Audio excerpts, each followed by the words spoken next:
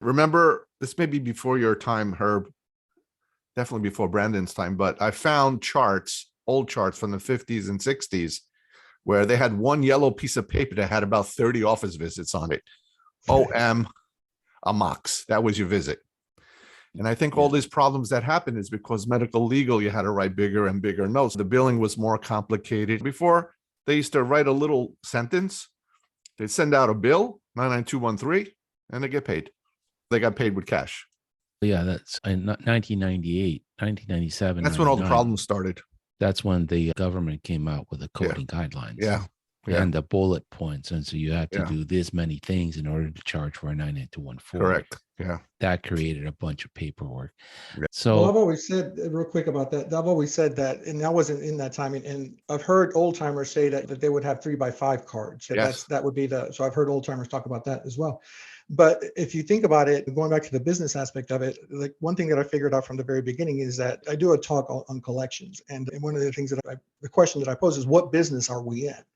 And everybody's, I'm taking care of children. Like they always focus on that. And I'm like, the physician, we are in the collection business. We are in the collection business because the provider, yes, he's in the business of taking care of children. That's fine. I'll give you that. But everybody else, because I'm talking to usually managers and stuff like that, the entire system is designed for collection. It does not make you a better clinician to know what CPT. That doesn't help you in any regard, right? Even the diagnosis, the actual code, the diagnosis code doesn't tell you anything because there's a name associated. One of the things that I realize is when they do like morning reports, or when physicians are telling another physician, they're telling about a case. Hey, I got this kid.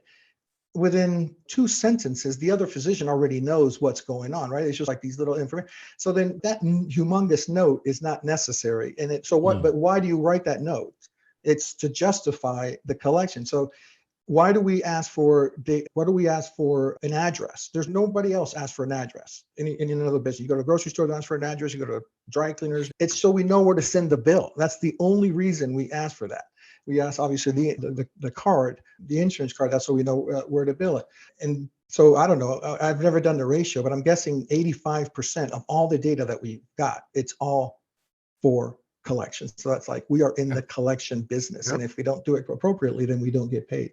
And then so the doctor cannot do what he's good at, he or she is good at, which is, take care of kids. They're in that business, but so that's their local, but we are the coal for the locomotive that ensures that they continue doing that. So that's my whole spiel in terms of how important collection is, because the entire thing is set up for collection. So we are in the collection business. Those of us in the admin, that's what I want to say. Those of us in the admin. I'm sorry I cut you off there.